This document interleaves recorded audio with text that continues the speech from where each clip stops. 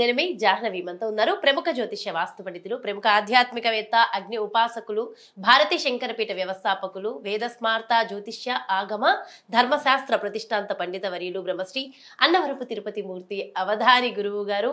నమస్కారం గురువుగారు. ఓం శ్రీ మహాగణాధిపతయే నమః. గురువుగారు, సోమవారము శ్రావణ పౌర్ణిమ, అసలు శ్రవణ నక్షత్రం కదా, ఇంకా పౌర్ణమి అంటే ఆ రోజు ఈ శ్రావణ మాసం శ్రవణ నక్షత్రం. అసలు సోమవారము పౌర్ణమి అసలు చాలా మంది ఎదురు చూస్తూ ఉంటారనుకుంటా ఆ రోజు కోసం. ఆ వైబ్సే చాలా బాగా అనిపిస్తూ ఉంటాయి ఎందుకో. అసలు ఏంటి అంతటి విశిష్టత సోమవారం? ఈసారి ఏమన్నా స్పెషల్ పరిహారాలు మా అందరి కోసం, అసలు ఆ రోజు ప్రత్యేకత ఏమిటో వివరించి ఆ స్పెషల్గా పరిహారాలు కూడా అందించండి గురువుగారు. ఓం శ్రీ మహాగణాధిపతయే నమః. సత్యనారాయణం దేవం శుక్లవర్ణం చతుర్భుజం శంఖచక్రగదా పద్మం వనమాలా విభూషితం దృష్ట్వా తం దేవదేవేశ స్తోతుం సముపచక్రమే. శ్రావణ పౌర్ణమి, శ్రావణ మాసం శ్రావ్యమైనటువంటిది. అలాగే శ్రవణ మాత్రేన యోగాన్ని భోగాన్ని ఇస్తూ రోగాన్ని హరించి వేసేటువంటిదే శ్రావణ మాసం ప్రధానం. చంద్రుడి ఆరాధ్య దైవం కనుక. అందులోనూ శ్రావణ పౌర్ణమి అంటే శ్రవణ నక్షత్రంతో కూడి వచ్చినటువంటిది. రోహిణి హస్తాశ్రవణం చంద్ర నక్షత్రాలు చాలా చంద్రుడికి ప్రీతికరమైనటువంటిది.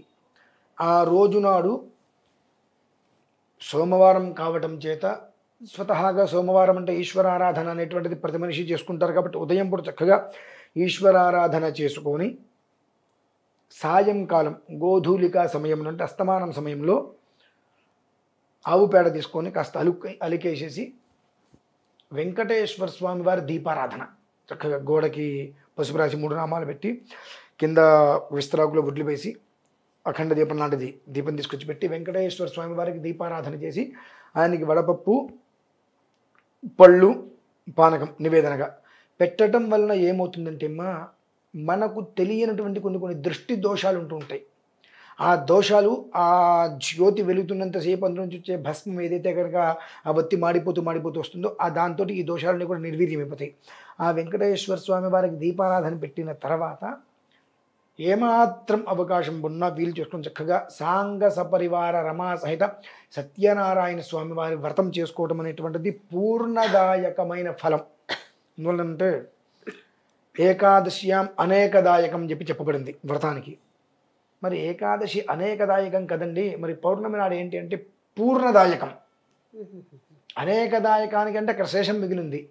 పౌర్ణమి అంటే పూర్ణదాయకమైనటువంటి ఫలం స్వామివారు మనకు అనుగ్రహిస్తారు. కనుక జీవితంలో ఉన్నత స్థానాన్ని కోరేటువంటి వారు, కుటుంబం సంతోషంగా నడవాలి అనుకునే ప్రతి ఒక్కరూ కూడా, అంటే ప్రతి ఒక్కరికి అవసరమైందే అనుకున్న ప్రతి ఒక్కరూ కూడా ఆ రోజునాడు ఉదయం ఈశ్వరాభిషేకం చేసుకొని చక్కగా సాయంకాలం గోధూలికా సమయమునందు వెంకటేశ్వర స్వామి వారి దీపారాధన చేసుకొని సాంగ సపరివార శ్రీరమా సహిత సత్యనారాయణ స్వామి వారి యొక్క వ్రతాన్ని చేసుకొని చక్కగా 5 కథలు విని బంధుమిత్రులతో కలిసి భోజనం చేసి రాత్రి తెల్లవారులు, ఇదైతే ఎవరికి ఇష్టం ఉండదు, రాత్రి తెల్లవారులు స్వామివారి నామాన్ని జపిస్తూ జాగరణ చేయడం శ్రేయోదాయకం. సినిమాలు చూడకూడదంటారా జాగరణ సమయంలో? ఇక ఈ సినిమాలు చూడకూడదంటారా అంటే ఇంకెందుకమ్మా పూజలు చేసుకోవటము అంటే అలాని కదా నేను అనేది. పూర్ణదాయకం అన్నప్పుడు మనం చేసేటువంటిది ఏదైనా పూర్తిగా చేస్తే వచ్చేటువంటి పూర్ణదాయకం. అర్థవంతంగా చేస్తామంటే అర్థఫలితమే వస్తుంది. సగం కడుపుకి అన్నం పెట్టలే అంటే అది మహాదోషం. కనుక ఆ రకంగా చేసుకోవడం అనేటువంటిది సకల శ్రేయోదాయకం. ప్రతి మనిషికి కూడా మామూలుగానే ప్రతి నెల సత్యనారాయణ స్వామి వారి యొక్క వ్రతం మనకు 13, 14 తారీఖుల్లో సంక్రమణం వస్తుంటుంది. ఆ సమయంలో ప్రతి నెల చేయడం విశేషం. పౌర్ణమి నాడు చేసుకోవడం పరమ విశేషం.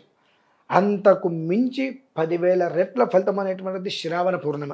శ్రావణ్యాం పౌర్ణమాస్యాం ఆధీతానాం ఛందసాం సవీర్యత్వాయ ఇట్లా చెప్పుకుంటూ చాలా వస్తూ ఉంటాయి. ఆ శ్రావణ పౌర్ణమి రోజు నాడు ఇకపై జీవితం అంతా కూడా శ్రావ్యంగా ప్రశాంతంగా మనం వినేటువంటి మాటలన్నీ కూడా శోభాయమానంగా మంచి మాటలై ఉండాలి. అలాగే మన నోటి నుంచి వచ్చే మాటలన్నీ కూడా చక్కగా ఎదుటి మనిషికి ఉపయోగకరంగానే ఉండాలి తప్ప ఎదుటి మనిషిని తిట్టేట ఉండకూడదు. ఒకవేళ ఏదైనా గబిక్కిన చిరాకుతోటో కోపంతో ఒక మాట ఒక మనిషిని అన్నా అవతలి వ్యక్తి దాన్ని సీరియస్గా తీసుకొని మన మీద ఇబ్బందిగా ముందుకు రాకుండా, దూషణలు చేయకుండా సామరస్యంగా వెళ్ళిపోవాలి అనుకున్న వారు మాత్రం ఖచ్చితంగా శ్రావణ పౌర్ణమి రోజు నాడు వెంకటేశ్వర స్వామి వారికి చక్కగా చెప్పండి వృషశైలాధిప ఏవ దైవతన్నః వృషభాద్రీశ్వర ఏవ దైవతన్నః ఫణిశైలాధిప ఏవ దైవతన్నః భగవాన్ వెంకట ఏవ దైవతన్నః అని ఎంతో చక్కగా శ్రావ్యంగా చెప్పబడి ఉన్నది. ఆ రకంగా మన జీవితం అంతయు కూడా ఆ రోజు మొదలుకొని శ్రావ్యంగా శోభాయమానంగా నడవాలనుకున్న ప్రతి ఒక్కరూ కూడా చక్కగా ఆ ఒక్క సాంగ సుపరివార రమా సహిత సత్యనారాయణ స్వామి వారి యొక్క వ్రతాన్ని దాన్ని ఆమూలాగ్రంగా చేసినట్లయితే 3 నుంచి 3.5 గంటల సమయం పడుతుంది. నాకేదో ఒక అరగంటలో నేను పూర్తి చేసుకుంటాను అంటే గంటలో నాకు పూర్తి కావాలనేటువంటిది సగం పనులు చేయవద్దు. ఆమూలాగ్రంగా చక్కగా ఆ వ్రతాన్ని పూర్తి చేసుకొని బంధుమిత్రులతో కలిసి భోజనం చేసి ఆ స్వామివారి నామాన్ని జపిస్తూ తెల్లవారులు ఉండే ప్రయత్నం చేయండి. కనీస మాత్రంగా 12:30 దాటే వరకైనా సరే ఉండగలిగితే 3వ జాము వస్తుంది కాబట్టి ఆ ఫలితం లభ్యమవుతుంది. ఎందుకంటే మన సెకండ్ షో సినిమాకి వెళ్ళామనుకోండి, ఏముంది అందులో ఈ 11 గంటలకు కూడా ఇప్పుడు ఆటలు వేస్తున్నారు. ఆ 11 గంటల ఆటకి వెళ్తే 2:30 3 అవుతుంది ఇంటికి వచ్చేటప్పటికి. అటువంటి సెకండ్ షోకి వెళ్ళామన్నట్టుగా భావించండి. ఇంట్లో స్వామివారిని తెలుసుకోండి. పొద్దున్నే మళ్ళీ సూర్యోదయాత్ పూర్వం వారికి పునఃపూజ చేసి ఆయనకు ఉద్వాసం చెప్పినట్లయితే మీరు ఏదైతే కోరిక అంటే మనస్సులో ఉండేటువంటి కోరిక బయటికి చెప్పవలసిన అవసరం లేదు.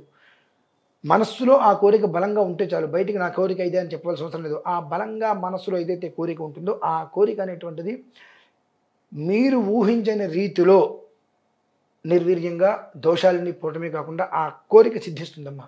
కోరిక ఇప్పుడు సిద్ధిస్తుంది, ఆ లోపల దోషాలు నిర్వీర్యమైపోవాలి. నిర్వీర్యం కాకుండా ఎన్ని కోరికలైనా సిద్ధించవు. కనుక మనకు ఉన్నటువంటి అపామార్గంగా వచ్చినటువంటి దోషాలు, ఎక్కువ దోషాలు శ్రవణంతో వస్తాయమ్మా. శ్రవణం అంటే వినటం. ఎట్లా ఒకరి గురించి ఒకరు చెప్పుడు మాటలు, ఆ మాటలు ఈ మాటలు చెబుతుంటారు. ఆ మాటలు వినటం వల్లనే ఆ దోషాలని మనం తీసుకుంటుంటాం. కాబట్టి అటువంటి దోషాలని నిర్వీర్యం అయిపోయి ఆ ఫలితం ఖచ్చితంగా అనుభవిస్తారమ్మ. కాబట్టి ప్రతి మనిషి తన ఉన్నత స్థానాన్ని కోరుకొని ముందుకు వెళ్ళాలనుకున్నప్పుడు మాత్రం ఈ శ్రావణ పౌర్ణమి రోజు నాడు శ్రవణ నక్షత్రంతో కూడి ఉన్నది కనుక చక్కగా సాయంకాలం సమయంలో ఈ విధానాన్ని ఆచరించడం అనేటువంటిది, తులసిమాల తీసుకుని దగ్గర పెట్టుకొని ఆచరించడం అనేటువంటిది సకల శ్రేయోదాయకం, సకల సౌభాగ్య సంపత్ ప్రదాయకం. ఎంతో అద్భుతంగా వివరించారు. నిజంగా ఎంతో పరిజ్ఞానాన్ని కూడా అందించారు గురుగారు. Thank you so much. నమస్కారం.